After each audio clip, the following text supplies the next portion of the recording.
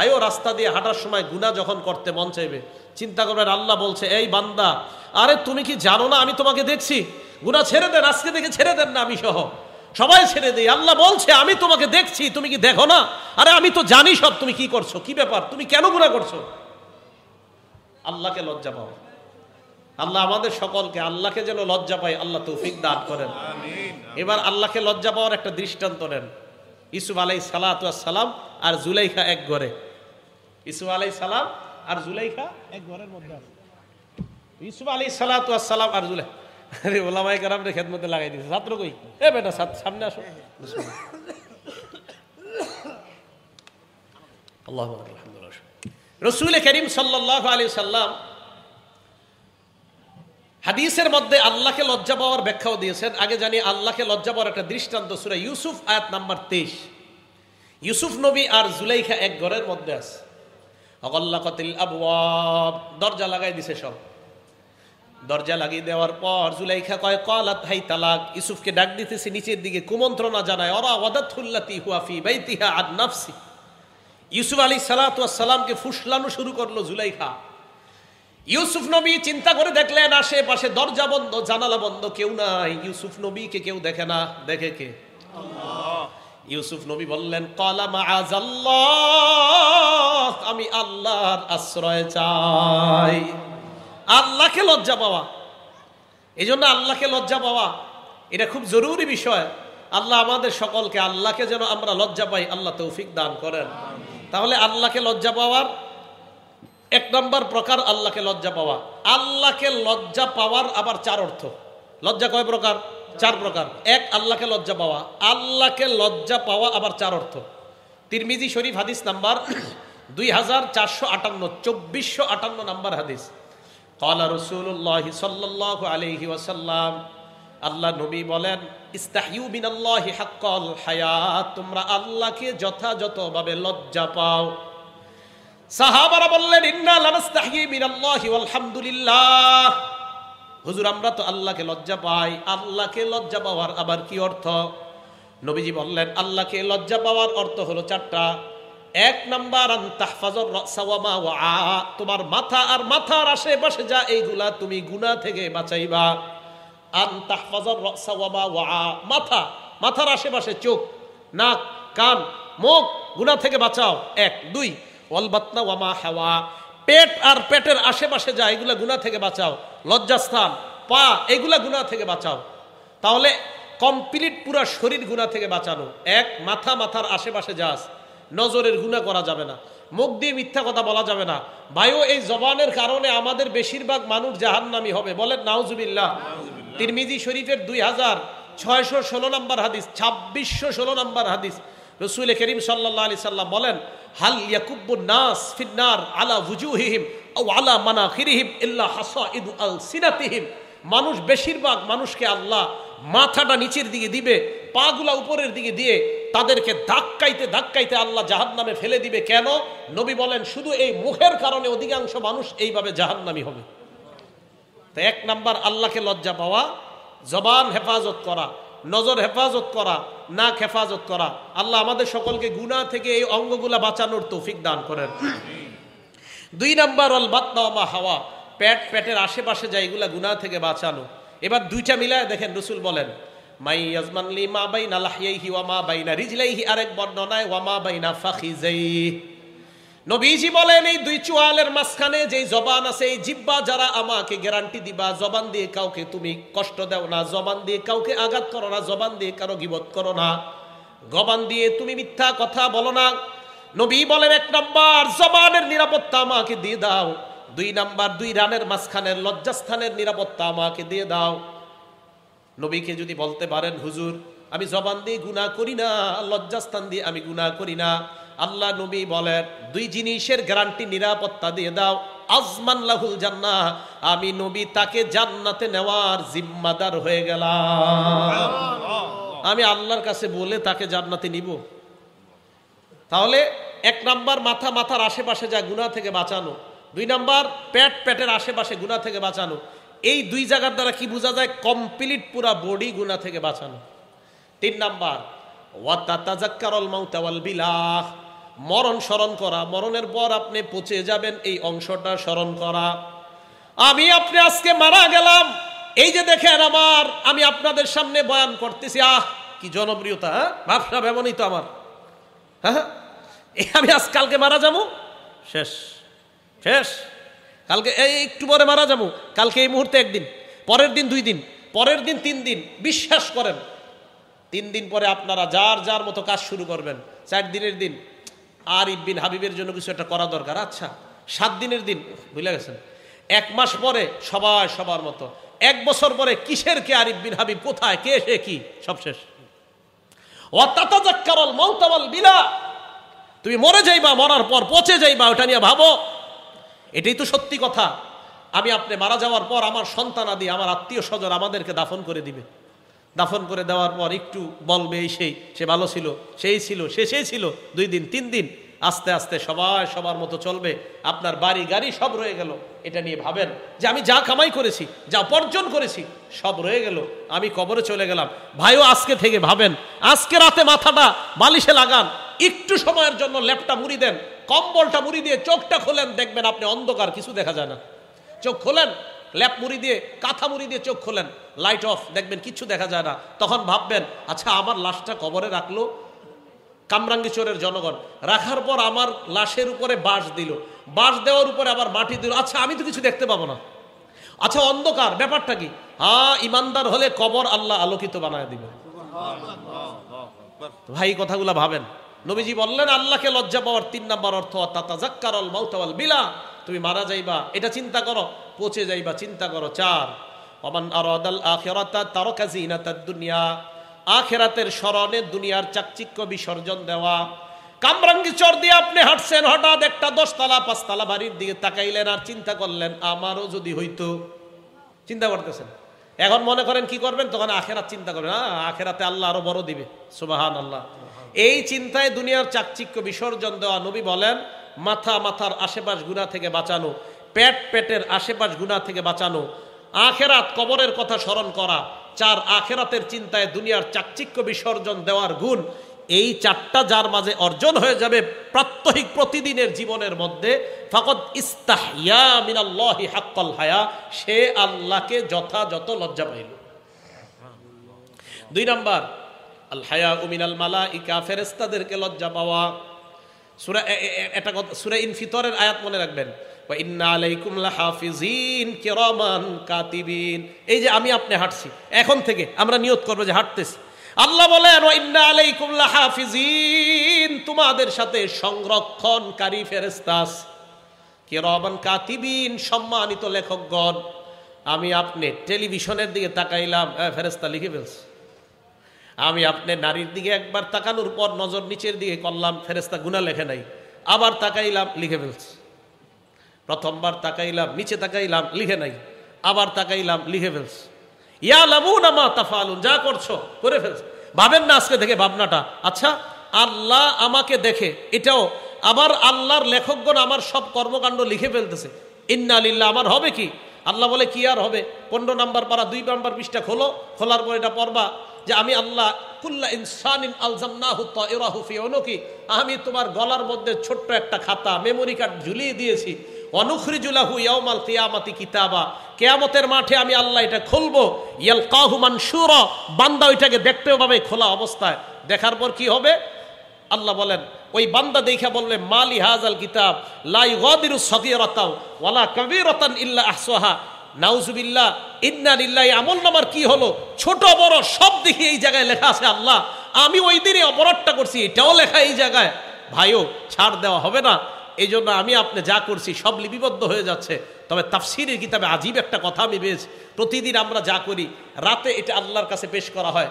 সহিফা আসছে হাদিসের মধ্যে, পেশ করার পর কি তাফসীরে আসছে, সহিফা পেশ করার পর আল্লাহ প্রথম পৃষ্ঠা খোলে, ওখানে ইস্তেগফার, শেষের পৃষ্ঠা ওখানেও ইস্তেগফার, মাঝখানের গুলা আর দেখে না, আল্লাহ দিয়ে দেয়। ফেরেশতা বলে আল্লাহ লেখলাম তো এত কিছু, আর তো দেখলেন না। এটা তাফসীরের একটা বর্ণনা। এই কথা বলার পর আল্লাহর পক্ষ থেকে বলা হয় আমি তো জানি কি করেছে না করেছে। প্রথম পৃষ্ঠায় ভালো লেখা, শেষ পৃষ্ঠায় ভালো লেখা, মাঝে কিছু ভুলভ্রান্তি বান্দার হয়ে গিয়েছে, আমি আল্লাহ সব মাফ করে দিয়েছি। তো বলতেছিলাম আমার আপনার আমল নামাটা ফজরের মাধ্যমে যেন শুরু হয়, এশার মাধ্যমে যেন শেষ হয় দিনটা। কথা বুঝে আসছে? তাহলে আমাদের আমল নামায় শুরুতে ফজর, শেষে এশা হবে। হ্যাঁ, মাঝের নামাজ তো ছাড়াই যাবে না, বাকি এদিক সেদিকের ভুলগুলা আল্লাহ চাইলে মাফ করে দিবেন। তো বলতেছিলাম ফেরেশতাদেরকে লজ্জা পাওয়া। 2 3 নাম্বার ওয়াল হায়াউ মিনান নাস, মানুষকে লজ্জা পাওয়া। আজীব একটা হাদিস শোনাই মানুষকে লজ্জা পাওয়ার, বুখারী শরীফের 7 নাম্বার হাদিস। দেখেন, আমরা কি মুসলমান না অমুসলমান? সবাই বলেন মুসলমান না অমুসলমান? নবীজির কাছে বাদশাহ হিরাকিলিয়াসের একটা চিঠি গেছে, বাদশার কাছে নবীজির একটা চিঠি গেছে। চিঠির মধ্যে বাদশাহ হিরাকিলিয়াসকে আল্লাহ রসুল দাওয়াত দিয়েছি ইসলামের দিকে। আদউকা বিদিআয়াতিল ইসলাম, আমি আপনাকে ইসলামের দাওয়াত দিছি। আসলিম তাসলাম, ইসলাম গ্রহণ করেন, নিরাপত্তা লাভ করবেন। যদি আপনি ইসলাম গ্রহণ না করেন, ফাইন্না আলাইকা ইসমাল আরিসিয়িন, তাহলে আপনার প্রজাদের যত গুনাহ আছে সব আপনার উপর যাবে। কমিশনার সাহেব, আপনার এলাকারে আপনি ঠিক করতে হবে। হ্যাঁ ইনশাল্লাহ, তাহলে আপনি কিন্তু ইনশাল্লাহ লিডিং দিতে পারবেন জান্নাতে যাওয়ার, ইনশাল্লাহ। ইনশাল্লাহ ওনার নেতৃত্বে যদি ইনশাল্লাহ এলাকা ঠিক হয়ে যায়, কিয়ামতের মাঠে ইনশাআল্লাহ উনি উপস্থাপন করতে পারবে, আল্লাহ আমি আমার দায়িত্বের আমানত রক্ষা করেছি, এটা বলতে পারবে। এবং এই দায়িত্ব হতে পারে ওনাকে জান্নাতি বানায় দিবে, আমানত রক্ষা করা। তো দেখেন, রসুল করিম সাল্লাল্লাহু আলাইহি সাল্লামের চিঠি গেছে বাদশাহ হিরাকিলিয়াসের কাছে। যাওয়ার পর নবী বললেন, আমি আপনাকে ইসলামের দিয়ে আহ্বান করলাম, দাওয়াত দিলাম, ইসলামের দিকে দাওয়াত দিলাম। আপনি ইসলাম গ্রহণ করেন, আপনি নিরাপত্তা লাভ করবেন। আপনার যদি ইসলাম গ্রহণ করতে না পারেন, আপনি যদি না করেন, আপনার দেখা দেখি আপনার প্রজারাও ইসলাম গ্রহণ করবে না, তাদের গুনাহ কিন্তু আপনার উপর বর্তাবে যদি তারা আপনার উপর অনুসরণ করে গুনাহ করে। তো এই কথা বলার পর বাদশাহ হিরাকিলিয়াস চিঠি পড়ার পর বলল, আচ্ছা এই জায়গায় কি মক্কার কেউ আছে যাদেরকে এই নবীর ব্যাপারে কিছু জিজ্ঞাসা করা যায়? হ্যাঁ বাদশাহ, আবু সুফিয়ান নামে এক ব্যবসায়ী এই এলাকায় আসছে, আপনি বললে তাকে ডাকতে পারি। কয় ডাকো। এই জায়গাটা মন দিয়ে শোনেন, আবু সুফিয়ান রাদিয়াল্লাহু তাআলা আন তখনও মুসলমান হয় নাই। আবু সুফিয়ান রাদিয়াল্লাহু তাআলা আনহুকে ডাকছে, সামনে বসাইছে আবু সুফিয়ানকে, পিছনে ওনার সব সাথী যারা আছে তাদেরকে, সবাই কাফের, সবাই কাফের। বাদশাহ দুভাষী একজন, যেই ব্যক্তি আরবিও বুঝে বাদশার ভাষাও বুঝে। বাদশাহ তাকে বলল, তাকে বলো আমি যা যা বলবো সব যেন সত্য কথা বলে। এবার বাদশাহ তাকে বলল, তাকে বলো আমি তাকে কোনো প্রশ্ন করলে ফাইন কাজা বানি, আবু সুফিয়ান যদি মিথ্যা বলে। আবার বলছি, বাদশাহ বলতেছে তাকে বলো এই আবু সুফিয়ানকে নবীর ব্যাপারে যা বলবো যদি মিথ্যা বলে, কাযযিবুহু, পিছনে যারা আছে তারা যেন সাথে সাথে বলে এই তুমি মিথ্যা বলছো। উনি মিথ্যা বললে পিছনে সবাই বলবে এই তুমি মিথ্যা বলছো।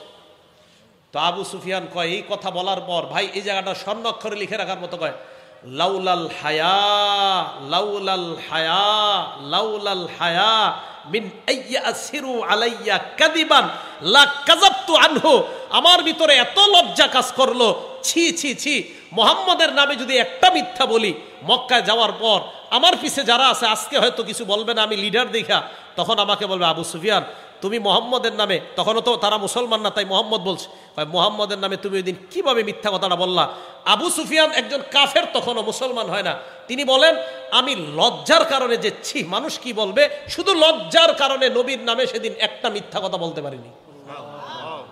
বলেন তো একজন কাফের কি কারণে মিথ্যা বলে নাই? লজ্জায়। বলেন একজন কাফের কি কারণে মিথ্যা বলে নাই? আমরা কাফের না মুসলমান? মিথ্যা বলিনি? কি পরিমাণ মিথ্যা বলি দেখছেন, কি আজীব কথা। একজন অমুসলমান লজ্জায় উনি মিথ্যা কথা বলে না। আল্লাহ আমাদের সকলকে লাজুকতা, লজ্জার গুণে গুণান্বিত হওয়ার তৌফিক দান করেন। তাহলে মানুষকে লজ্জা পাওয়া জানলাম। 4 আল হায়াউ মিনান নাফস, নিজেকে লজ্জা পাওয়া। নিজেকে লজ্জা পাওয়ার কয়েকটা দৃষ্টান্ত। 1 নাম্বার, নিজেকে লজ্জা পাওয়ার দৃষ্টান্ত, নবীজি সাল্লাল্লাহু আলাইহি ওয়াসাল্লাম এক মাঠের সামনে দিয়ে রওনা করলেন। উলামায়ে কেরাম সহ অন্য যারা আছি, মাদ্রাসার ছাত্র যারা আছি, এই ইবারতটা ভালো করে শুনবো। নাসাই শরীফের 406 নম্বর হাদিস। নবীজি এক ব্যক্তিরে দেখে খোলা মাঠে গোসল করতেছে, খোলা মাঠে গোসল করে। এই দৃশ্য দেখার পর নবী মিম্বরে দাঁড়াইলেন। দাঁড়ানোর পর বললেন, হে জনগণ, ইন্নাল্লাহা হাইয়ুন হালিমুন সিত্তিরুন ইউহিব্বুল হায়া ওয়াস সিতরা বা সাতর। নবী সাল্লাল্লাহু আলাইহি সাল্লাম বললেন, হে জনগণ, আল্লাহ লাজুক, সুবহানাল্লাহ, আল্লাহ হালিম সহনশীল, আল্লাহ সিত্তির, মানুষের সব ডাইকা রাখে, আল্লাহ সব ডাইকা রাখে, তোমরা দি সব খুইলা দাও। মানে কই কি, এই যে সবার সামনে গোসল করা, তো আমরা যারা গোসল করি অথবা আমরা যারা ছাত্র ভাই আছি, গোসলের ক্ষেত্রে একটু সাবধানতা অবলম্বন করা, গামছা শরীরে রাখা। বোক এই বোক যত বেশি দেখে মানুষ, নজর যদি লেগে যায় মেধা কমতে থাকবে। নজর লেগে যাওয়া হাদিস দ্বারা প্রমাণিত। নজর লেগে গেলে মেধা কমতে থাকে। হ্যাঁ, বিশ্বাস করেন, আমার আপনজনরা ছাড়া গত 15 বছর আমার শরীর কেউ দেখছে কিনা আমার মনে নাই। 15-16 বছর হবে। হ্যাঁ, আমাদের সেইগুলা দিশা বলছে, শরীর দেখবে মেধা কমবে, শরীর দেখবে মেধা কমবে। তো বলতেছিলাম, হুজুরে বলছি, হুজুর দলিল কি? বেটা, নজর লাগলে এটা হাদিস দ্বারা প্রমাণিত। নজর কারণে মানুষের শরীর আকর্ষণীয় হয়, এটা ছেলে হোক মেয়ে হোক। একটা ছেলে, হুজুর ছোট ছেলে কি আকর্ষণ? হ্যাঁ, তার শরীর ছোট, ছেলের তার শরীরের মধ্যে আকর্ষণ থাকবে। নজর লেগে গেলে এই নজরের কারণে তার জীবনটা নষ্ট হয়ে যেতে পারে, মেধা কমে যেতে পারে। তাই গার্জিয়ান যারা আছেন, সন্তানদের শরীরের ক্ষেত্রে খুব সতর্ক। বারান্দায় খালি শরীরে দাঁড় করায় রাখবেন না। মাদ্রাসা ছাত্র হোক, স্কুলের ছাত্র হোক, খালি শরীরে বারান্দায় দাঁড় করায় রাখবেন না, অন্যরা যেন আপনার সন্তানের শরীর না দেখে। এই ব্যাপারটা সতর্কতা অবলম্বন করা। নবীজি সাল্লাল্লাহু আলাইহি সাল্লাম বললেন, ফাইদাক্তাসালা আহাদুকুম, তোমাদের কেউ যখন গোসল করবা, ফালইয়াস্তাতির, একটু পর্দা টর্দা দিয়ে গোসল করো। এইভাবে সবার সামনে গোসল করো মানে কি? তাহলে পর্দা দিয়ে গোসল করা, একটা ঢাকনার মধ্যে গোসল করা, এটা নিজেকেও লজ্জা পাওয়ার মতো। ওখানে তো কেউ আপনাকে দেখবে না। আল্লাহ আমাদের সকলকে এই গুণটা অর্জন করার তৌফিক দান করেন। আরেকটা উদাহরণ দেখি আমরা, আবু দাউদ শরীফের হাদিস নাম্বার 4014 নাম্বার হাদিস। এই হাদিসের মধ্যে একজন সাহাবা আছে, নাম জারহাদ। বলেন কি নাম? জারহাদ। এটা হাসির ঘটনা। জারহাদ রাদিয়াল্লাহু তাআলা আনহু বলেন, জালাসা রাসূলুল্লাহ সাল্লাল্লাহু আলাইহি ওয়াসাল্লাম ইনদানা ওয়া ফাখিজি মুনকাশিফা। জারহাদ রাদিয়াল্লাহু তাআলা আনহু বলেন, আল্লাহ নবী আমাদের সামনে বসা, আমার রান খোলা। জারহাদ রাদিয়াল্লাহু তাআলা আনহু বলেন, আমার রান খোলা, নবী আমাদের সামনে বসা। নবী আমার দিকে তাকায় বললেন, ছি ছি, আমা আলিমতা আন্নাল ফাখিজা আওরা, তুমি কি জানো না রান সতরের অন্তর্ভুক্ত? এই মিয়া, রান ঢাকো। তাহলে এই হাদিস দ্বারা বুঝলাম রান পুরুষের সতর না সতরের বাহিরে, এটা ঢাকতে হবে, না ঢাকলে গুনাহ হবে। নবীজি বললেন, আমা আলিমতা আন্নাল ফাখিজা আওরা, এই তুমি জানো না রান ঢেকে রাখতে হয়? আওরত মানে ঢেকে রাখার জিনিস, আওরত মানে ঢেকে রাখার জিনিস, এটা ঢেকে রাখতে হয়, জানো না? এই জন্য মনে রাখবেন, সতর আর আওরতের মধ্যে পার্থক্য কি বলেন তো? সতর আর আওরত, সতর বলা হয়, মনে করেন মা বোনদেরকে দিয়ে বুঝাই, মা বোনদের সতর কোনটা, আওরত কোনটা? মা বোনদের সতর বাবার সামনে যা খোলা রাখা যায়, মামার সামনে যা খোলা রাখা যায়, মায়ের সামনে যা, বাবা ভাইয়ের সামনে যা খোলা রাখা যায়, চাচার সামনে একটা মেয়ে যা খুলতে পারে, এটার নাম সতর। অন্যের সামনে যা খুলতে পারে না মেয়ে, এটার নাম আওরত। তাই অন্য পুরুষের সামনে মেয়ে চেহারা ঢেকে রাখা, এটার নাম আওরত। বাবার সামনে চেহারা খোলা রাখা, এটার নাম সতর। তো কোনো মেয়ে যদি চেহারা খুইলা কোনো শপিং মলে চাকরি করে, এটার নাম কখনো আওরত হবে না, এটা সতর হবে।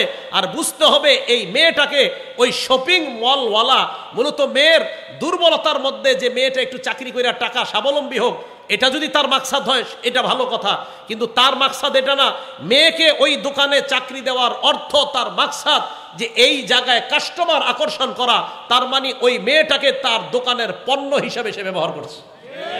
এটা পণ্য, নারীকে সম্মান দেয় না। এটা যদি সত্যি হয় নারীর প্রতি তার যে না, মেয়েটা অসহায় দুর্বল, একটু টাকা পয়সা পাক, এটা ভালো কথা। কিন্তু যদি না উদ্দেশ্য হয়, তা আপনি তো একটা কালা মেয়ের চাকরি দেন না আপনার শপিং মলে, হ্যাঁ? আপনি একটা কালো মেয়ের চাকরি দেন, অসহায় দুর্বল কালো মেয়ের, তা তো দেন না। আমাদেরকে বুঝান, একটা কালো অসহায় মেয়ে, কি কালো অসহায় মেয়ে নাই বাংলাদেশে? একটা কালো অসহায় মেয়ের চাকরি দেন। ওই দোকানদাতা ভালো করে জানে এরে বসাইলে কাস্টমার আসবে না। তাহলে কি এই মেয়েটারে কি বলেন, তার প্রতি কি আপনার অনুগ্রহ করা হলো না তাকে পণ্য বানানো হলো? হ্যাঁ, মা বোনরা আমার কথা বুঝার চেষ্টা করবেন, এখানে আপনাকে পণ্য বানানো হয়, আপনার সৌন্দর্যতাকে পণ্য বানানো হচ্ছে।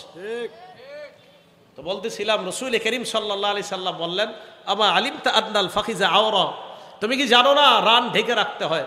আল্লাহ আমাদের সকলকে রান সর্ব অবস্থায় যেন আমরা ঢেকে রাখতে পারি, আল্লাহ তৌফিক দান করেন। এবার আবু দাউদ শরীফের 4015 নাম্বার হাদিস শোনেন। এই হাদিসটা লিখে রাখার মতো শেষের অংশটা, আগে প্রথম অংশ শোনেন, শেষের অংশটা ঘরে টানা রাখবেন ডেলি, তাহলে আপনার দ্বারা এই গুনাহ আর হবে না।